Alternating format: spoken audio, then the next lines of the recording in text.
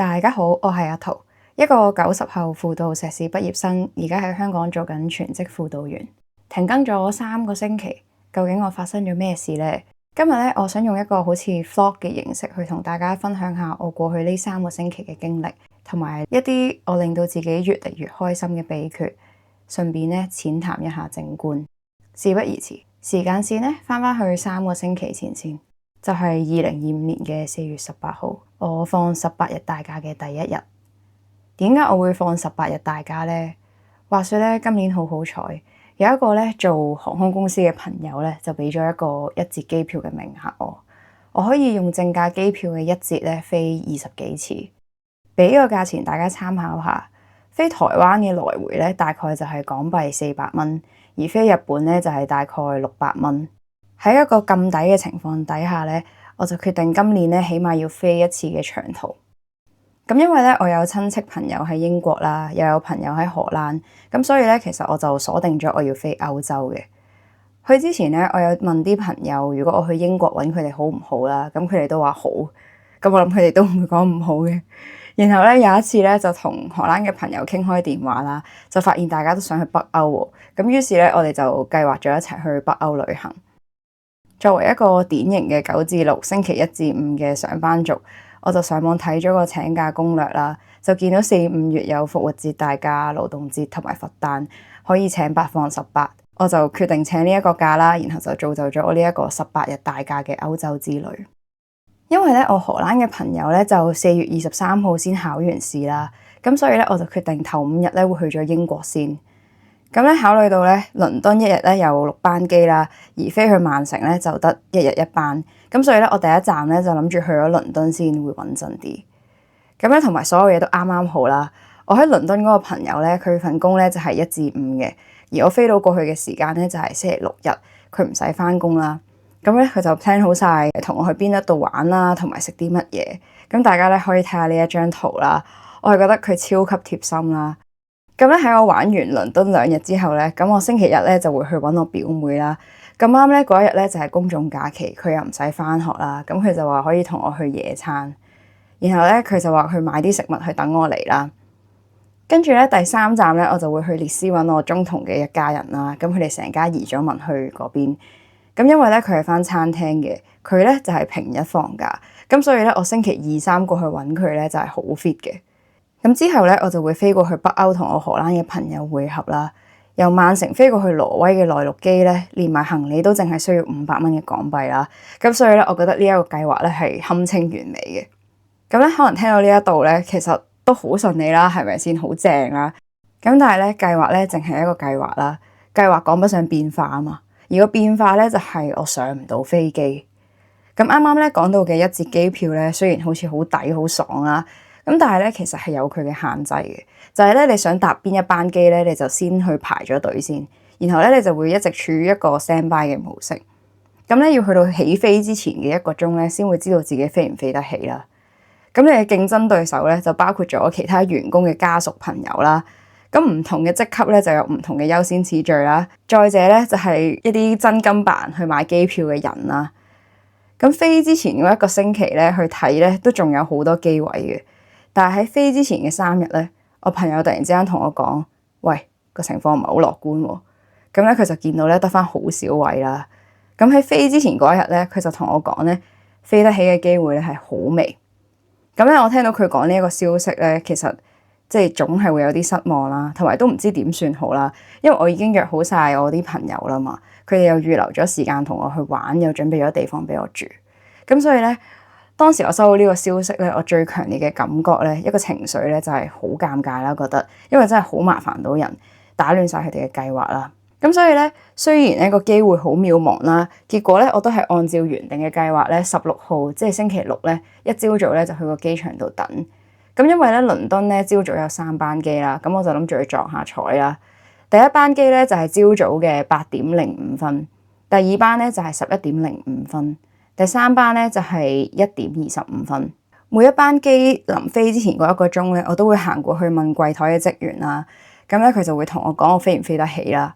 咁當佢同我講已經 full 咗啦，我已經掉咗你落下班機啦。咁咧第一班機上唔到呢個感覺都還好嘅，因為咧我就去咗食早餐啦。咁食完早餐之後咧，我就喺個機場度打稿啦。自從咧拍咗 YouTube 之後咧，我發覺只要有部電腦喺手咧，其實我從來都唔會覺得冇嘢做嘅。我只會覺得啲時間唔係好夠用啦。咁所以咧食完早餐之後咧，我就喺機場度打稿啦。然後咧夠鐘嘅時候咧，我就去問下第2班機有冇得上啦。咁得到嘅回覆咧都係full咗啦已經。咁如是者咧第3班咧都係上唔到嘅。咁因為咧飛倫敦之後嘅3班機咧都係喺夜晚啦，咁所以我就決定咗翻屋企先嘅。咁老實講咧，其實3班機都上唔到嗰下咧，要翻屋企好沮喪嘅真係。咁跟住咧，我又再去揾我個 friend 啦，即係問下佢究竟即係夜晚嗰啲機係點樣啦。咁佢就話夜晚嗰啲機咧，其實又係99.9% 冇可能啦。咁所以咧，我就決定夜晚唔去機場啦。然後咧，去到夜晚嘅時候咧，佢又再幫我睇啦。佢話第2朝嗰3班咧都冇可能。聽到呢一度咧，唔知大家會唔會覺得好灰啦？即係等咗2日都上唔到機啦。不過咧，其實當時咧，我朋友同我講一個咁 firm 嘅答案嘅時候咧，其實我反而咧係覺得真係鬆一口氣嘅，因為咧我可以一覺瞓天光啦，我唔使諗究竟我要唔要去機場度等啦。跟住嗰一晚咧，其實我係瞓得都幾好嘅。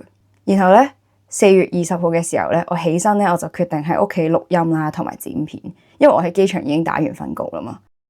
其實咧，我覺得時間呢一樣嘢咧，就係睇你識唔識得去運用啦，就冇浪費呢一回事嘅。當你咧每分每秒都好專心咁過咧，你唔去諗過去啦，唔去諗將來咧，其實你會發覺你淨係活在當下咧係好舒服嘅。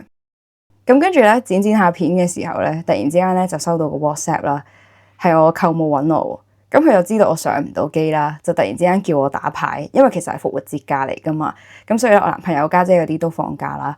然後我哋就4個即興約打牌啦。咁因為咧我係住離島嘅，而假日嗰啲船咧係比較疏啦，而且快船咧又好貴喎。咁咧我多數咧都係就翻慢船先出去嘅。咁跟住咧就埋啲船期咧，咁我就決定繼續剪住片先啦。突然間，我男朋友咧就同我講話有個朋友會揸快艇出香港啦，就問我搭唔搭啦。咁跟住我就問我家姐，喂，搭唔搭啊？跟住咧佢就話好喎。跟住咧成件事係超級即興啦。然後咧嗰陣時咧，我係啱啱沖完涼啦，頭都未吹好咧，我就已經同佢碌咗出門口啦。而家咧大家見到嘅片段咧，就係我哋坐快艇嘅時候嘅片段嚟嘅。我唔知道大家咧有冇試過搭快艇啦？大家睇下咧個迪士尼嘅景咧，同埋青馬大橋嘅景係超靚啦。其實我一直咧都覺得香港嘅夜景咧係好靚、好靚、好靚。同埋咧，以前細個咧有時都會搭下快艇嘅，但係咧反而大個咗咧又少咗搭喎。咁耐冇搭咧，係覺得好正啦，仲要同我家姐男朋友一齊啦，仲要係成件事勁即興。跟住咧嗰一晚咧，就係欣賞咗呢個咁靚嘅夜景啦，然後咧就打咗一晚通宵牌，跟住就喺舅母嗰度瞓。去到呢一個位咧，我唔知大家仲記唔記得，其實我係有2日都上唔到機呢件事啦。但係其實咧，如果一直咧去諗住上唔到機呢一樣嘢咧，只會令到自己唔開心啦。而其實開心唔開心咧，時間都係會過啦。所以咧，我會選擇開心咁過每一分每一秒。同埋塞翁失馬焉知非福，我覺得搭唔到飛機，但係有快艇搭啦，同唔到朋友過啦，其實同屋企人過咧一樣都係咁開心啦。咁所以咧，去到呢一個位咧，第一個想同大家分享嘅信息咧，就係嘗試活在當下。咁時間咧就去到4月21號啦。我有 keep 住咧叫我個朋友幫我睇下啲機位。咁去到第3日咧，依然都好爆啦。係唔知點解咁爆嘅，其實佢係真係復活節假之前嗰1-2日先至咁多人啦。之前一直睇都真係冇乜人嘅。咁結果咧嗰日咧，因為都係好爆，所以我就喺個親戚度打牌打多1日啦。咁跟住咧嗰晚打完牌咧，都係喺嗰一度瞓。咁沖完涼之後咧，我又叫我朋友幫我睇下啦。跟住佢就同我講：哎呀，佢話如果我早1個鐘頭揾佢咧，我嗰一晚咧就可以直接飛去曼城啦，仲要咧可以俾經濟艙嘅錢咧去坐商務啦。咁我聽到呢一個消息嘅時候咧，即係或多或少都會覺得，哎呀，點解會咁㗎？早知就早啲問佢啦。如果早1個鐘我就上到飛機啦，仲可以坐 business 添啊！即係我就會都一定係有啲咁樣嘅念頭出咗嚟嘅。咁但係咧，我好快咧就意識到呢一個諗法嘅時候咧，我就提醒自己，唔好用一個批判嘅思考，即係唔好去批評自己啦。即係時間其實係冇得翻轉頭㗎嘛。反而我唔去批評自己嘅時候咧，呢一個念頭同埋負面情緒咧，好快就冇咗啦。咁所以咧，其實第2樣好重要嘅嘢咧，就係建立一個非批判嘅思考模式。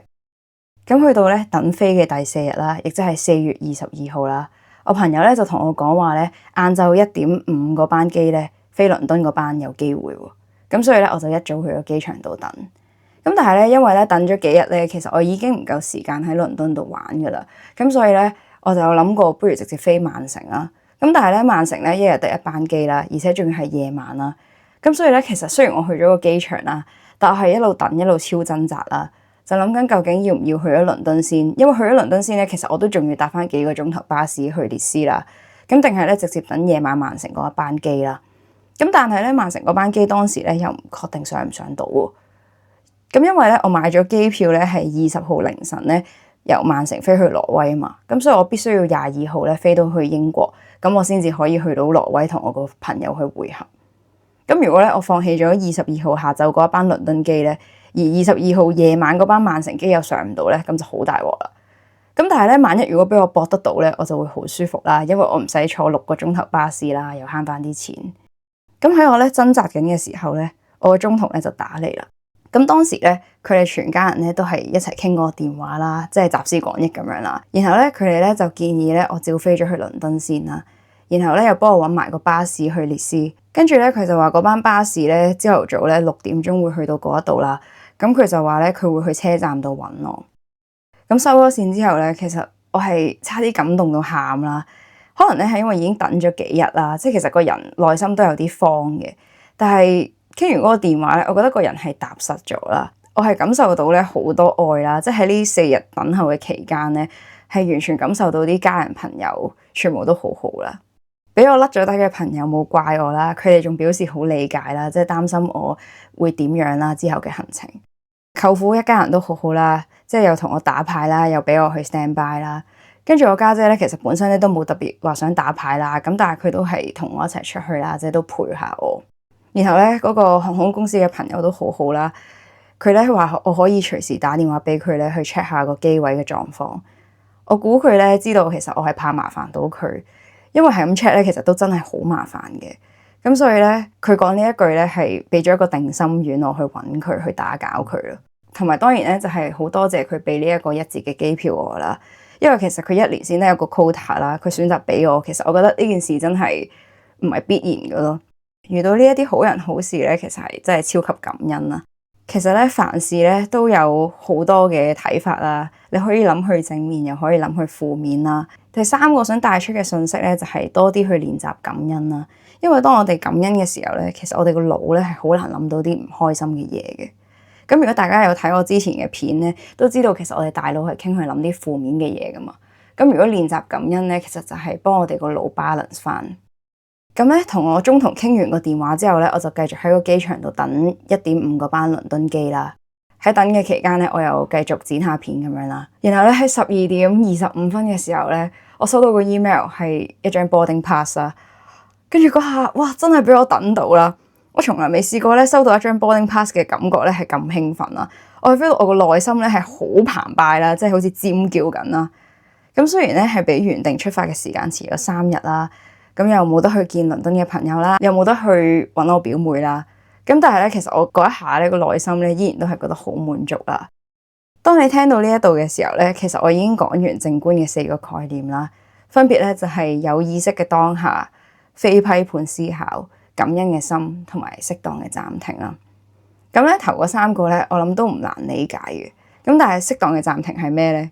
其實就係我停更咗呢3個禮拜啦。喺上一條片咧，我有提到自己病咗啦，我就意識到自己咧其實係需要一個休息啦，一啲留白嘅時間咧去思考自己嘅方向啦。咁講咗咁耐咧，其實都係時候停一停噶啦。下一集咧，我會講歐洲嘅部分啦。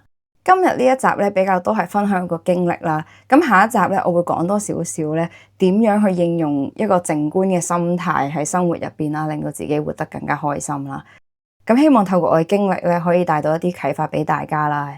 一齊踏上呢一個心靈富足嘅旅途。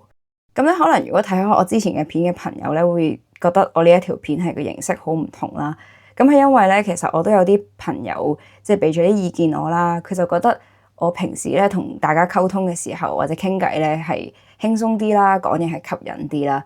咁所以咧，我都係諗緊，我點樣可以好似同朋友傾偈咁樣咧去拍片。一嚟啦，我自己又會輕鬆啲啦；二嚟原來可能個觀眾咧都會覺得聽得舒服啲。咁我唔知呢個改變咧，大家中唔中意啦？咁我會繼續努力去嘗試啦。咁我哋下條片再見啦！我係輔導員阿桃，拜拜。